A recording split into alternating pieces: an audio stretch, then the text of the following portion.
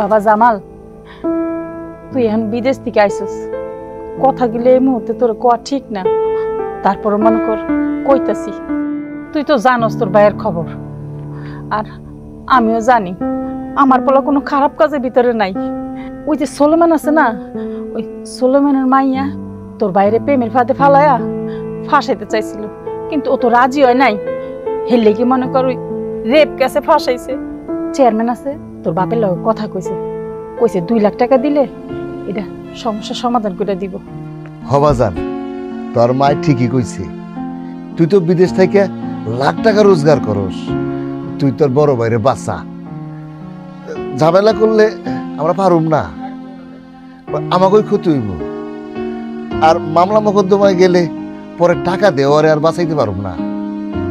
জামালের মা, তুমি চিন্তা করো না, জামাল আমাকে সোনার টুকরা পড়লা, ও ঠিকই ওর বড় ভাইরে বাঁচাইব। আর একটা কথা তোরে যে কেমনে করে কই, না কইও তো পারতাছি না। এই বাড়িটা তো বন্ধক দেওয়া আছে, বন্ধক দিয়ে প্রায় 7 লাখ টাকা নেওয়া আছে। আমি একা মানুষ, কেমনে করে যে কি করুম বুঝবার পারতাছি না। আব্বা, বাড়ি বন্ধক রাখা আছে মানে? আমি প্রত্যেক মাসে 50,000 টাকা করে দিছি, তাহলে 7 লাখ টাকা কেন বন্ধক রাখা হয়েছে বাড়িটা? বাবা, তুই তো জানসই তোর বাপের একটু জুয়া খেলার স্বভাব আছে, তো আমার জানডারে বাজা বাজা করে দিছে। ছোট ভাইয়া, তুমি তো সবার ঝামেলাই সমাধান করে দিলা। আমি তো তোমার আদরের একটা মাত্র ছোট বোন, আমার একটা চাওয়া ছিল। তোর আবার কি চাওয়া? বাবা, ওর জামাই একটা দোকান দিতে চায়, কোনো কাজ কাম করে না, বেকার ঘুরা বেড়ায়। যেহেতু দোকান দিতে চাইছে, তুই একটু সাহায্য করস না বাবা? সবারই তো সব হলো মা, তুমি বাকি থাকবা কেন? 10টা না 5টা না একটা মাত্র মা তুমি আমার, তোমার কি লাগবে বলো? বাজান, তুই এত করে যখন কইতাছস, তখন আমার অনেক দিনের শখ, আমার 2টা রুলিয়ে লেব বাবা, আর কিছু লাগবে না।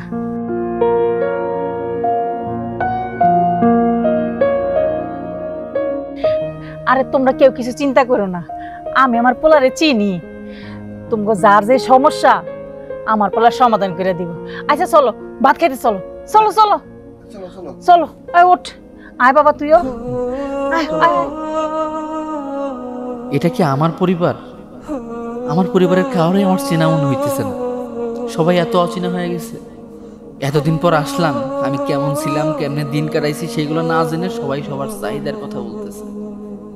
হায় রে মানুষ, প্রবাসী রে, তুই আসলে টাকার মেশিন, তোর যন্ত্রণা কেউ বুঝবে না।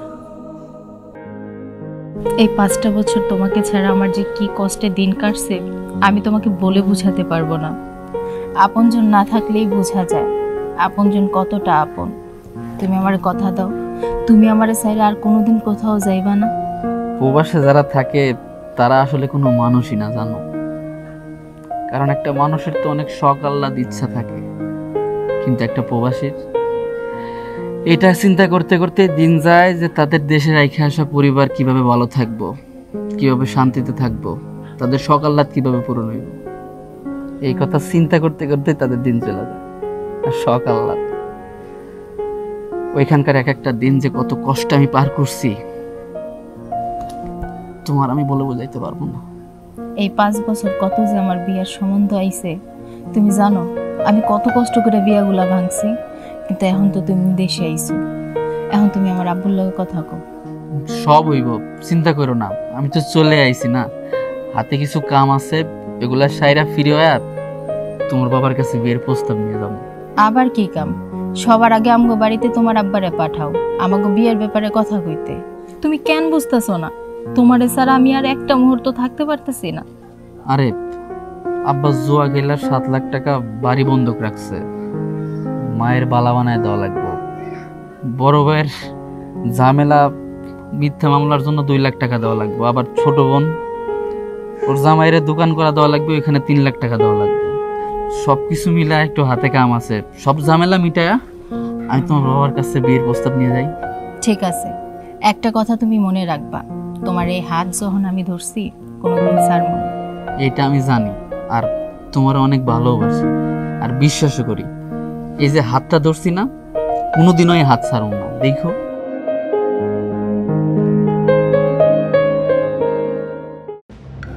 ছোট ভাই আসার সাথে সাথে কিন্তু চাইপা ধরবা, কথা বলার কোনো সুযোগই দিবা না। কেন যে এখনো আসতেছে না বুঝতেছি না। আরে তুই কোনো চিন্তা করিস না, দেখ ও আগে আসুক, আমি কি করি। আমার আর ভালো লাগতেছে না। কি রে, ঘর বাড়ি তুই আর রাস্তায় কি করিস তোরা? কিছু না ভাইয়া।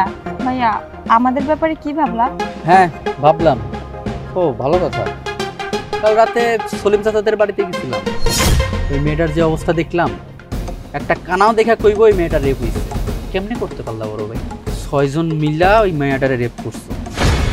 একবারও নিজের ঘরের বোনের কথাও চিন্তা করো নাই। হ্যাঁ, এই কাজ কোনো মানুষ করতে পারে না, মানুষরূপী জানোয়াররাই এই কাজ করতে পারে। আর তুই তোর শ্বশুর বাড়িতে খোঁজ নিছিস তো? তোর জামাই তো একটা নেশাখোর, নেশা করে। তুই নেশা করার জন্য আমার কাছে টাকা চাইতেছিস? তোর ওই বাড়িতে যাওয়া দরকার নাই, এ বাড়িতেই থাক। যে টাকা দিবি 2 দিনের মধ্যে নেশা করে উড়াই ফেলবো। আমি একটা জিনিস বুঝলাম না, তুই এত কথা কেন কইতেছিস? তোর কাছে টাকা চাইছি, তুই টাকা দিবি। কে কি করছে বা করবে সেটা তো তোর দেখা লাভ নাই। তুই কি গ্রামের মাথা পর হয়ে গেছিস নাকি? আর তাছাড়া তোরে যে আমরা এত কষ্ট করে বিদেশ পাঠাইলাম, সেটা তো তুই এখন আর বুঝবি না, কারণ তুই তো কাঁচা টাকার মুখ দেখছস। সেই কথা কি আর তোর মনে আছে? যাই হোক, তোর একটা কথা আমি সাফ সাফ কইয়া দিতে আসি, কালকার মধ্যে সবার টাকা দিয়া দিবি। বড় ভাই, আমার সব কিছু মনে আছে, তোমরাই হয়তো ভুলে গেছো। আমি যে বিদেশ যাব, তোমরা কেউ রাজি ছিল না। দাদি তার জমি বিক্রি করে সেই টাকা দিয়ে আমার বিদেশ পাঠাইছিল। দাদির জন্য যে এক্সট্রা টাকা দিতাম, সে টাকাটাও মারা খাইতা। হ্যাঁ, ঠিক মতো দাদিরে ভাতও দাও নাই।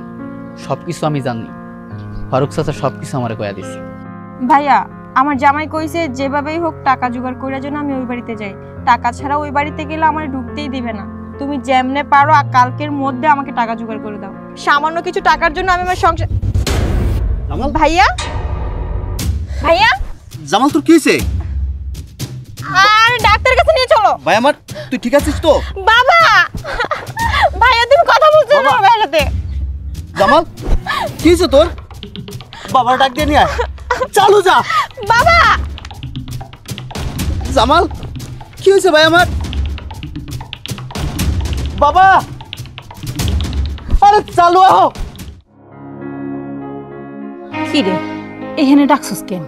এনে রাখবো না, সব কথা কি সবার সামনে কোয়া যায়? শোনো মা, আমার কিন্তু টাকা লাগবেই। আমার জামাই থেকে আমি দূরে থাকতে পারবো না। আর তুমি তো তোমার জামাইরা ভালো করেই চিনো, টাকা ছাড়া আমার ওই বাড়িতে ঢুকতেও দিব না। তুমি ভাইয়ার থেকে আমার টাকা লইয়া দাও। তোর ভাইয়ের এই অবস্থায় কেমনে টাকার কথা কই? কি যে করি বুঝতেছি না। কেমনে কি করবে না করবে এটা তোমার ব্যাপার, আমি কি জানি? আর তুমি তোমার মায়ের জন্য এতটুকু করতে পারবে না? এই তোমার মায়ের প্রতি ভালোবাসা, আমি জানি, সবই জানি। যত ভালোবাসা ওই 2 পোলার জন্য। বিয়ের পর তো আমার বিয়ে দিয়ে পরই কইরা দিছো। আমি কি কইছি তুই আমার পর? ডাক্তার কইছে ওর অপারেশন করতে হইব, অনেক টাকা লাগবো। ও নিজের অপারেশন না কইরা তো করে কি টাকা দিব? রাজি করাইতে হবে মা, আমরা ছাড়া কি ওর কেউ আছে? আর শোনো, তোমার ছোট পোলা একটু গাথা আছে, ওরে বুঝায় কইলে, ইমোশনাল ভাবে কইলে রাজি হয়ে যাইব। তোমার মনে নাই তোমার অসুস্থের কথা কইয়া যে বাবা ভাইয়া থেকে 2 লাখ টাকা আনলো? যদি গাধাই না হইতো, কোনো মানুষ যাচাই বাছাই না করে কি 2 লাখ টাকা দিত? তুমি কও, তুমি একটু কান্না করে ছোট ভাইয়েরে কও, দেখবে ভাইয়া টাকা দিতে রাজি হয়ে যাইব। যদি টাকা নিয়ে যাইতে না পারি তাহলে আমার সংসারটাই ভাঙা যাইব। আর তুমি কি চাও যে তোমার মায়ের সংসার ভাঙা যাক? কান্দিস না, দেখি কি করতে পারি।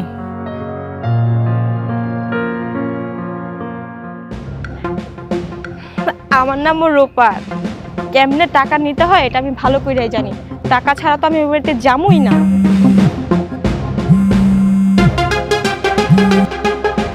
হ্যাঁ বলো।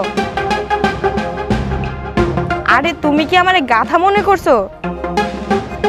শোনো, টাকা ছাড়া আমি কোনোভাবেই আসবো না, টাকা নিয়েই আসবো। তুমি কোনো টেনশন করো না। আচ্ছা ঠিক আছে।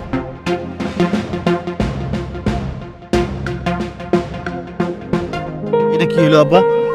ওই কি আর অসুস্থ হওয়ার কোনো সময় পেল না? ওই যদি এখন টাকাটা না দেয় তাহলে তো আমার সোজা জেলে যাওয়ার লাগবো।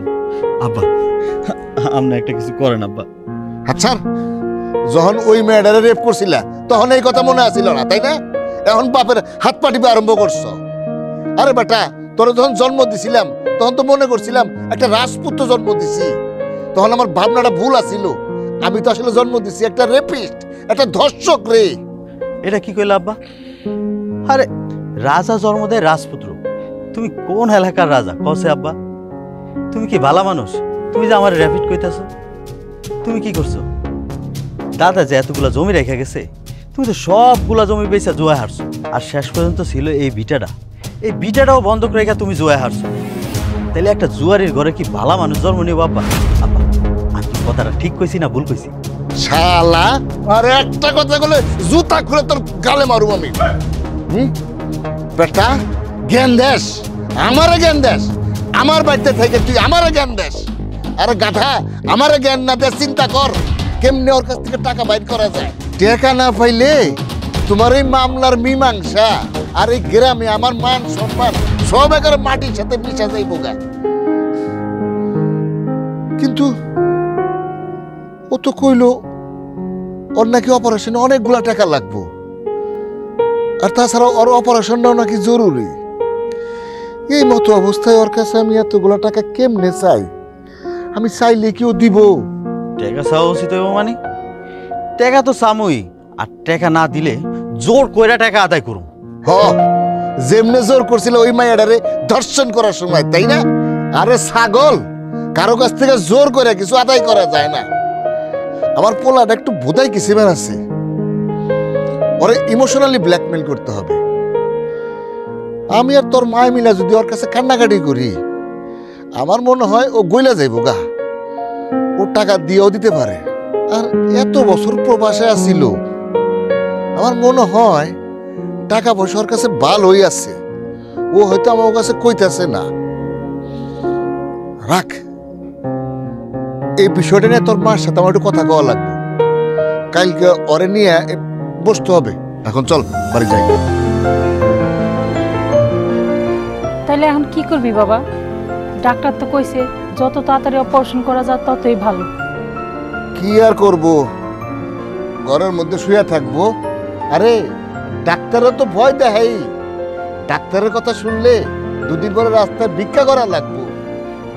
শোন বাবা, তোর একটা কথা কই, তোর অপারেশন 2-4-6 মাস পরে করলেও অসুবিধা নাই, কিন্তু যেটা জরুরি সেটা তো আগে কর।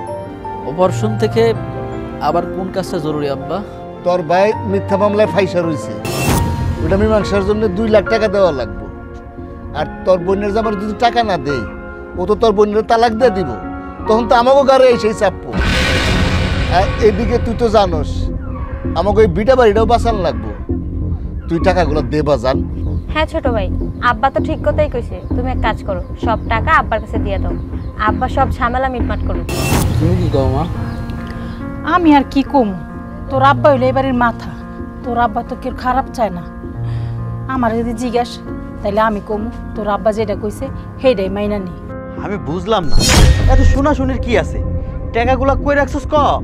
আমি আর আব্বা মিলা যা করার করবানি। ক না ভাই, টাকাগুলা কই রাখছস? একটা টাকাও তোমরা পাবা না। এই তোমরা কি মানুষ? হ্যাঁ, আমার তো ঘৃণা লাগতেছে যে তোমরা আমার আপন মানুষ, এই পরিচয় দিতে আমার ঘৃণা লাগতেছে। ভাই বোনের কথা বাদে দিলাম, আব্বা আম্মা তোমরা তোমরা এই কাজটা কিভাবে করতে পারলা? তোমরা শুধু তোমাদের কথাই চিন্তা করলা, একটা বাড়ি হতভাগা সন্তানের কথা চিন্তা করলা না? ডাক্তার আমার তাড়াতাড়ি অপারেশন করতে কইছে, দেরি হইলে আমার যে কিডনিটা ভালো আছে ওইটাও নষ্ট হয়ে যেতে পারে। তা না করে তোমাদের কে কি কার দরকার সেটা পূরণ করা লাগবে আমার। এখন বাড়িতে আসার পর থেকে এক একজনের এক এক রকম আবদার। 5টা বছর বিদেশ থেকে তোমাদের কোনো কিছু কম দিছি? যখন যা চাইছো তাই পাইছো। রক্ত পানি করে টাকা কামাইছি, ঠিক মতো নিজে খাই নাই, টাকা পাঠাইছি যাতে তোমরা সুখে থাকো, শান্তিতে থাকো। আর আমার এই দিনটাও দেখতে হইলো। অনেক হইছে, আর না। আজ থেকে ভাববো এই পৃথিবীতে আমার মা বাবা ভাই বোন কেউ নাই, আমি একা। আমি থাকবো না তোমার মতো স্বার্থপর মানুষের লগে, যারা শুধু টাকাই চেনে, টাকাই বুঝে, ভালোবাসাটা বুঝে না। তোমার এত ভালোবাসি, এত বুঝছি, তোমরা কেউ আমার চেনেও নাই, বুঝেও নাই। আর যারা শুধু টাকাই বুঝে, ভালোবাসা বুঝে না, তারা আর যাই হোক ভালো মানুষ হইতে পারে না।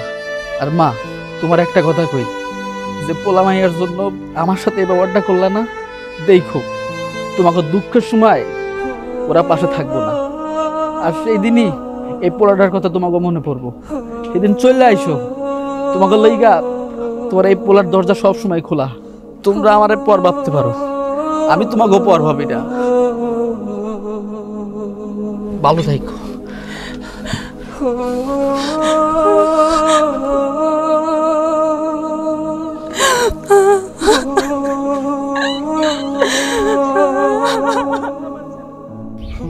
তুমি বাড়ি ফিরে যাও, যত যাই হোক ওরা তো তোমার আপনজন, পরিবার। এত কিছু শোনার পরও তুমি কইতেছো আমি বাড়ি ফিরে যাই? তুমি মানুষ না অন্য কিছু কত? তোমার মতো করে অন্যরা কেন আমারে বুঝে না? আমি বাড়িতে ফিরে যাব না, আর আমার কারো লাগবেও না। তুমি যদি আমার পাশে থাকো, কারো আমার দরকার নেই। কি থাকবা না তুমি? আমি তো তোমার আগেই কইছি, পৃথিবী একদিকে আর তুমি আমার কাছে আরেক দিকে।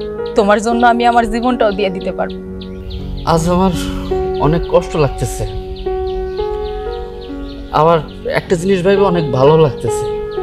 আমার পরিবার যারা আমারে বুঝলো না, যাদের জন্য এত কষ্ট করছি প্রবাসে, আমার টাকার বেশি মনে করে গেছে সারা জীবন, বুঝে নাই আমাদের। আর তুমি, তোমার সাথে না আছে আমার রক্তের সম্পর্ক, আর তুমি আমার জন্য এত কিছু করতেছো। একটা কথা কি জানো, একটা কাঁচের গ্লাস যদি ভেঙে যায় না, তাহলে তুমি যতই জোড়া লাগাও, যেভাবে জোড়া লাগাও, দাগ ঠিকই থেকে যায়, দাগ মুছা যায় না। আমার পরিবার আমার মনে যে কষ্ট দিচ্ছে, যে দাগ লাগাইছে, ওই দাগ মুছান না। আমি বাড়ি ফিরে যাবো না। আল্লাহ হয়তো আজকে আমার জীবন থেকে আমার পরিবারে নিয়ে গেছে, কিন্তু তোমার মতো একটা ভালো মনের মানুষ আমার জীবনে পাঠাইছে। আমি তোমার অনেক ভালোবাসি, আমার উপর তুমি বিশ্বাস রাখতে পারো। এই ভালোবাসা কোনোদিনও শেষ হইব না।